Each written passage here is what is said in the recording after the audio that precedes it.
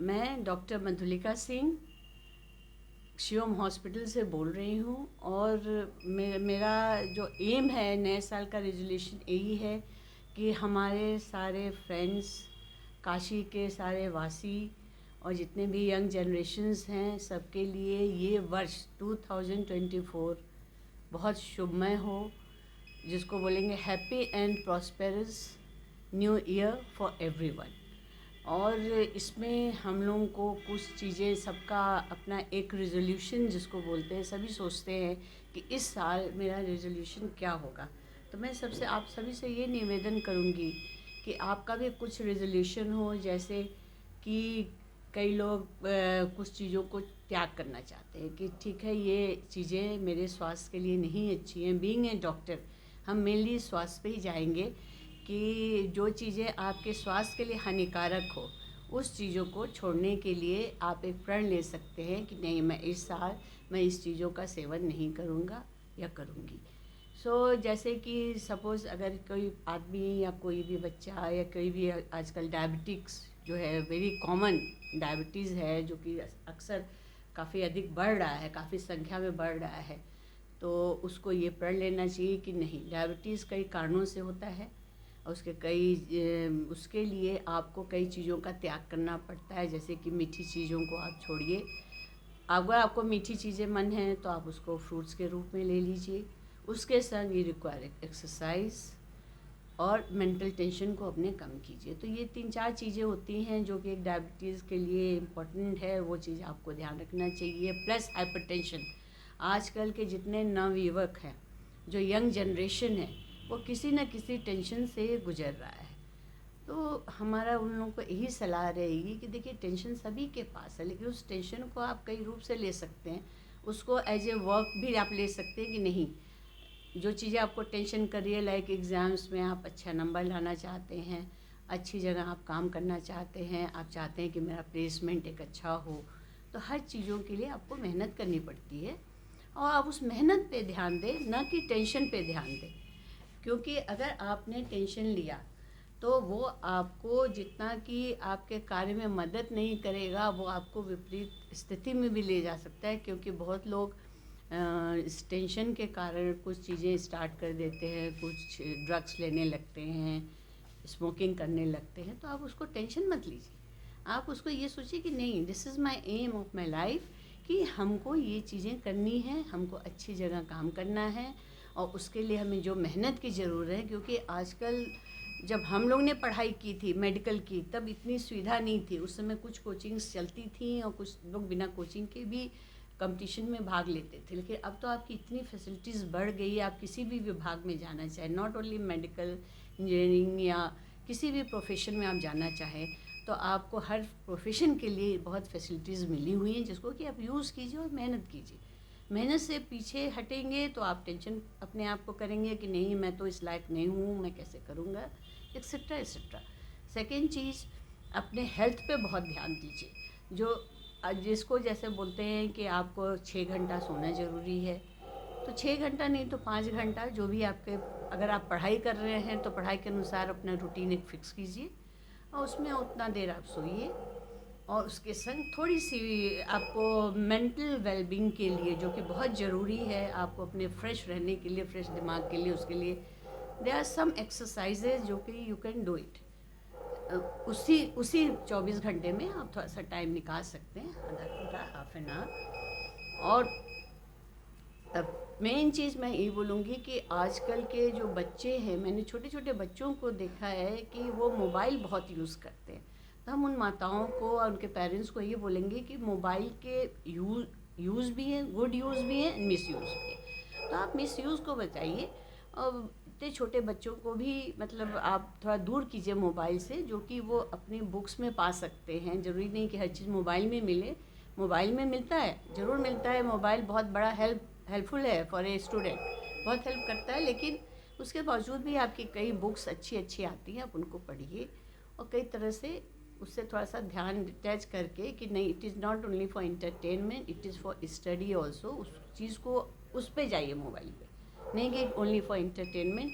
तो नेचुरली आपके पास टाइम अधिक रहेगा, you can focus more for your studies, और उस तरह से आपके टेंशन कम होंगे। थर्ड चीज़ मैं ये चाहूँगी कि जैसे कि हमारे जो प्राइम मिनिस्टर हैं वो हमारी स्वच्छता बनारस को उन्होंने बहुत स्वच्छ करने की कोशिश की है, इतने रोड्स को उन्होंने चौड़े किए हैं, इतनी चीज़ें सारी रोड्स बनाई हैं। तो इसमें एक एक नागरिक का बहुत बड़ा रोल होता है। आप दूर मत जाइए, आप अपने घर के आसपास ही थोड़ा सा सफाई रखिए, अपने आसपास के लोगों को बोलिए कि भाई वो इतना मेहनत कर रहे हैं तो जो मेरा योगदान है उतना तो हम करें। कूड़े को जगह पे फेंकें, जगह जगह डस्टबिन हो गया है, सफाई भी कर रहे हैं, सफाई कर्मचारी हर जगह सफाई कर रहे हैं। तो आप नगर को स्वच्छ रखने की कोशिश कीजिए। स्वच्छ रहने से ये होगा कि आप आजकल सुन रहे हैं बहुत लोग बीमार पड़ रहे हैं, किसी को डेंगू हो रहा है, किसी को मलेरिया हो रही है, या कई तरह के वायरल इन्फेक्शंस हो रहे हैं। तो जितना आप स्वच्छ अगल बगल भी रखेंगे तो उतने आपकी बीमारियां कम होंगी और हमारा एक योगदान भी हो जाएगा अपने शहर के लिए। थर्ड चीज़ ये है कि मैं स्त्री रोग विशेषज्ञ हूँ और मेरा फोकस मेनली, ठीक है, डीएनसी डिलीवरी एंड बाकी सब चीज़ें तो हैं ही हैं, लेकिन उसके संग मेरा मेन फोकस है इनफर्टिलिटी पे।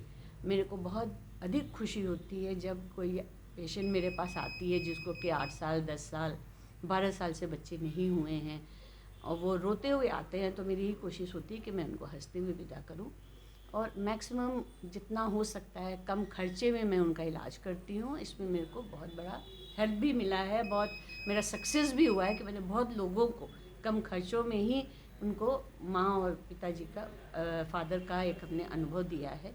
तो ये मेरा मेन एम है। मेरा इनफर्टिलिटी विशेषज्ञ हूँ और उसके संग मैं लेप्रोस्कोपी भी करती हूँ, क्योंकि लेप्रोस्कोपी से ये होता है कि आपका छोटे से चीरे से आपका अच्छे बड़े ऑपरेशंस हो जाते हैं और पेशेंट दूसरे दिन या तीसरे दिन घर चला जाता है। उससे उसका समय बचता है, उसके फैमिली लोगों का समय बचता है, उनको बार बार हॉस्पिटल्स नहीं आना पड़ते हैं और दे कैन वर्क। मतलब ऐसा नहीं है कि एक ऑपरेशन करा लिया, पहले जैसे होता था गॉर्बेटर करा लिया, अपेंडिक्स करा लिया तो आप पूरे वीक आप वेट कर रहे हैं, ऐसा कुछ नहीं। लेप्रोस्कोपी जो है बहुत अच्छे से उसका यूज़ बहुत अच्छा हो रहा है मेरे हॉस्पिटल में। उसके साथ हम एंडोस्कोपी सब तरह की इस तरह की चीज़ों हम लोग करते रहते हैं। प्लस जो मेन चीज़ है कि कैंसर से आजकल के बच्चों को, स्पेशली स्त्री को बचाना, और स्त्रियों में बच्चेदानी का कैंसर काफ़ी फेमस है, उसके संग ब्रेस्ट कैंसर भी होते हैं। लेकिन उस चीज़ों को हम लोग के पास कुछ ऐसी चीज़ें हैं जिसके कारण कि हम लोग स्टार्टिंग में ही 0 स्टेज पे ही उसको डिटेक्ट कर लेते हैं सर्वाइकल कैंसर को, और जिसके कारण कि वो आगे बढ़ने से पहले ही उसको हम लोग ख़त्म कर देते हैं विद ट्रीटमेंट। और उसके संग कई अच्छे टीके सर्वाइकल कैंसर के लिए आजकल टीके आ गए हैं, जो कि हम हर एक स्त्री को सलाह करेंगे कि अगर उनके बच्चे जो है 14-15 ईयर्स के हो गए हैं, 8 ईयर्स 9 ईयर्स के बाद ही वो टीके लगते हैं। दो टीके लगते हैं जिसके कारण कि उनको कैंसर का खतरा आगे चल के लाइफ में कम होता है। तो इस चीज़ पे ज़रूर वो ध्यान दें कि जिनकी भी लड़कियां हैं उनको ज़रूर वो टीके लगाएं, सर्वाइकल कैंसर के टीके लगाएं, उससे उनकी होती है। प्लस और वैक्सीनेशंस काफ़ी तरह के आ गए हैं, उसको वो लोग यूज़ करें। प्रेगनेंसी में भी कई वैक्सीनेशन हैं जो कि पहले नहीं लगता था, वो अब लगने लगा है, जिसके कारण बच्चे के ऊपर कम खतरा रहता है और बच्चे जो है अच्छा पैदा होते हैं, हेल्दी पैदा होते हैं। जब एक हेल्दी बच्चा पैदा होगा तो वही एक तेज युवक आगे को बनेगा और हमारे देश का नाम रोशन करेगा। तो इसलिए हम लोग हर पेशेंट्स को, हर लोगों को मेरा यही सलाह है कि आप किसी भी डॉक्टर से एटलीस्ट जब आपकी प्रेगनेंसी है तो आप उनके से जाएँ, मिलें, उनको दिखाएं, रेगुलर चेकअप कराएं, जिसके कारण आपका बच्चा स्वस्थ हो, अस्वस्थ ना पैदा हो। और स्वस्थ बच्चा रहेगा तो आपके लिए भी अच्छा है, आपको अधिक डॉक्टर्स के पास भागना नहीं पड़ेगा, बच्चा आपका हेल्दी है और you are also healthy, you are also happy अपने बच्चे को देख करके। और उसका टाइम टू टाइम उसके भी वैक्सीनेशंस होते हैं, उसको लगाना चाहिए। और हाँ, जो मेन चीज़ है कि जो लेडीज़ में होती है कि पीरियड्स में जो उनकी माहवारी होती है हर महीने, उसमें बहुत लड़कियों को पेन होता है। तो जब पेन होता है तो लोग, कई माएँ ऐसे बोल देती हैं कि नहीं नहीं कोई बात नहीं, पेन तो होता रहता है माहवारी के समय, और इस पर वो लोग विशेष ध्यान नहीं देती हैं। तो इसमें ज़रूर ध्यान दें, क्योंकि पेन तो एक सिम्टम है कि आपको पीरियड्स के समय पेन हो रहा है, लेकिन वो पेन किस कारण से है, ये आपको एक डॉक्टर से ज़रूर दिखाना चाहिए। उसके कई कारण होते हैं, जिसमें कि आजकल एंडोमेट्रियोसिस, पीसीओडी, ये सब चीज़ें बहुत बढ़ रही हैं लड़कियों में। तो वो आप पहले ही रोक लीजिए उसको, जिससे कि ये नौबत ना हो कि आगे चल के उनको प्रॉब्लम हो। और हर लड़की जो है एक दिन माँ बनती है, तो माँ बनने में उनको एक बहुत बड़ा सफल योगदान है कि अगर आप बच्चे को बचपन से ही, टीन एज में ही अगर आप कोई प्रॉब्लम है उसको आप एक डॉक्टर को दिखाते हैं, तो वो इन चीज़ों को पहले ही रोक लेते हैं। प्लस इसके संग कई तरह की, अगर आप एक डॉक्टर के पास जाते हैं तो वो कैसे how to maintain your hygiene during period, ये सब चीज़ें भी हम लोग बताते हैं, जिसके कारण लड़कियां इस सब चीज़ों से अवगत होती हैं। वो अपना ध्यान खुद रखती हैं, क्योंकि कल को उनको भी एक हैप्पी मदर बनना है और एक हैप्पी वाइफ रहना है। और जब औरत ही सही रहेगी किसी भी फैमिली में, लेडीज़ का बहुत बड़ा योगदान है और वो बहुत ज़रूरी है उस चीज़ के लिए, क्योंकि अगर उसका स्वास्थ्य नहीं सही रहेगा तो पूरे फैमिली के लिए क्या कर सकेगी। उसका हेल्दी रहना भी बहुत ज़रूरी है। तो उसके लिए भी हम लोगों से रिक्वेस्ट करेंगे कि कई चीज़ें आदमी अनदेखी करता है घर में। अच्छा ठीक है, पेट में दर्द है, कोई बात नहीं, चलो एक दिन 2 दिन बर्दाश्त कर लो, फिर दिखाते हैं। तो ये सब चीज़ें न सोच के, आजकल के जो हमारा मॉडर्न समाज है, इसमें हर चीज़ें जब अवेलेबल हैं, तो आप जाइए दिखाइए डॉक्टर को। अगर डॉक्टर को ज़रूरत लगेगा तो आपको बताएगा कि क्या इन्वेस्टिगेशन करना है। अगर पेशेंट को कोई ज़रूरत नहीं है, जिसको कोई प्रॉब्लम है, अगर किसी की ज़रूरत नहीं है, तो फालतू का इन्वेस्टिगेशन डॉक्टर्स नहीं कराते। लोगों में ये गलत फहमियाँ हैं कि किसी डॉक्टर के पास जाएंगे तो वो ये इन्वेस्टिगेशन कराएंगे, 10 तरह की बीमारी निकालेंगे। ये सब चीज़ें आप गलतफहमी दूर कीजिए और एक मॉडर्न समाज में एक आप दूसरों को भी इस लायक बनिए कि आप दूसरों को भी सलाह दे सकते हैं, जिससे कि उनके भी घर में अच्छा विकास हो लोगों का। और अपने जो पेरेंट्स हैं उनका ध्यान रखिए। जितने भी यंग जनरेशन है उनको मैं ज़रूर बोलूँगी कि नहीं, सभी लोग एक दिन ओल्ड होते हैं, ये कहानी है कि एक दिन सभी ओल्ड होते हैं। तो उस ओल्ड होने पे सभी के पास कुछ ना कुछ प्रॉब्लम होती है। तो अगर आपके पेरेंट्स या आपके दादा दादी ओल्ड हैं तो उनके पास भी थोड़ा बैठिए, उनको प्यार से कुछ समझाइए, जिससे कि वो नेग्लेक्टेड ना फील करें। क्योंकि आजकल एवरीवन इज़ सो बिज़ी, चाहे वो बच्चे हैं चाहे वो टीनेजर्स हैं, सबके पास टाइम बहुत कम है। तो वो अपने फ्रेंड्स के पास तो ज़रूर बैठते हैं, बट बहुत लोग जो है अपने घर के जितने ओल्ड लोग हैं उनका ध्यान नहीं रखते हैं। तो उसको ज़रूर रखना चाहिए।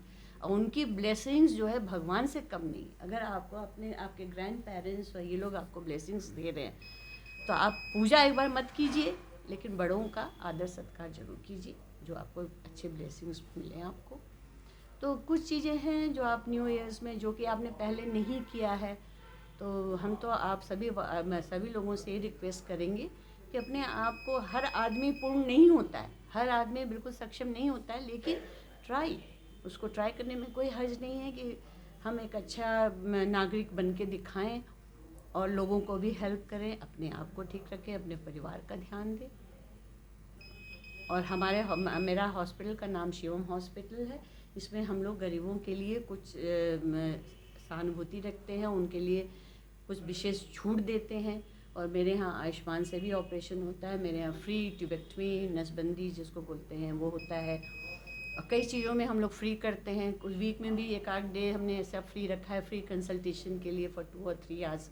ये सब फैसिलिटीज़ जो हम लोग का योगदान है अपने शहर के लिए, अपने शहरवासियों के लिए। ये ज़रूरी नहीं है कि आप पैसा दे के ही दिखाएं, आप फ्री भी आके कंसल्ट कर सकते हैं अगर आपको प्रॉब्लम है कुछ। तो उसके लिए कुछ टाइम्स निर्धारित हैं कि उसी टाइम में हम लोग फ्री देखते हैं, तो you can come and consult us.